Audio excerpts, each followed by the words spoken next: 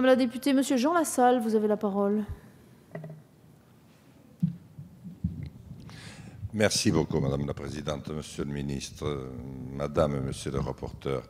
Je veux simplement dire qu'une fois de plus, je l'ai déjà dit plusieurs fois et tant d'autres l'ont dit avant moi, je ne comprends pas comment on a pu, il y a 20 ans, 25 ans, laisser l'Europe orienter l'agriculture, et en particulier l'agriculture française si spécifique, et la laisser entrer dans un corset dont elle ne s'est jamais en fait remise.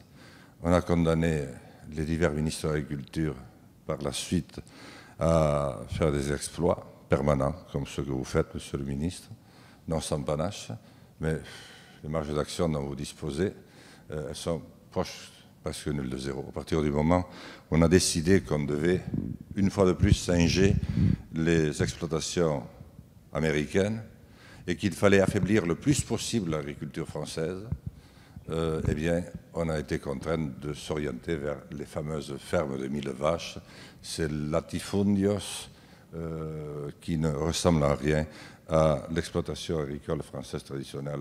Et ça, franchement, je crois que nous n'y sommes pas pour grand-chose aujourd'hui, mais la responsabilité d'une génération dont je faisais partie est gravement engagée.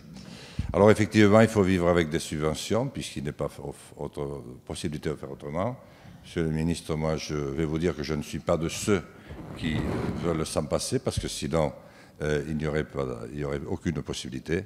Je ne suis pas tout à fait d'accord avec Mme Attard, sur un point, pourtant on est souvent d'accord. Le nombre d'agriculteurs continue à s'effondrer très largement. Nous arrivons à la fin du papy-boom et nous avons les deux tiers de paysans qui vont partir et qui n'ont pas un enfant, pas un neveu pour partir à la retraite. Enfin, Monsieur le Ministre, si vous avez la possibilité, le FEADER a déclassé le lait et la filière fromage en montagne. Et avant, on pouvait arriver à des taux de subvention cumulés de 70 à 80%. Maintenant, c'est à 40%. Alors, vous savez les efforts qu'il faut faire pour fabriquer du fromage en montagne. Donc, si vous pouvez intervenir, je pense que c'est bien tard, mais si vous pouvez le faire, vous rendrez un très grand service. Et là, je parle notamment au niveau des Pyrénées, où il y a une production agricole, fermière, extrêmement importante et de grande qualité. Merci. J'ai un peu dépassé. Je le savais, madame, mais je m'en vais après. Merci, monsieur le député. Je ne vais pas vous importuner davantage. Merci.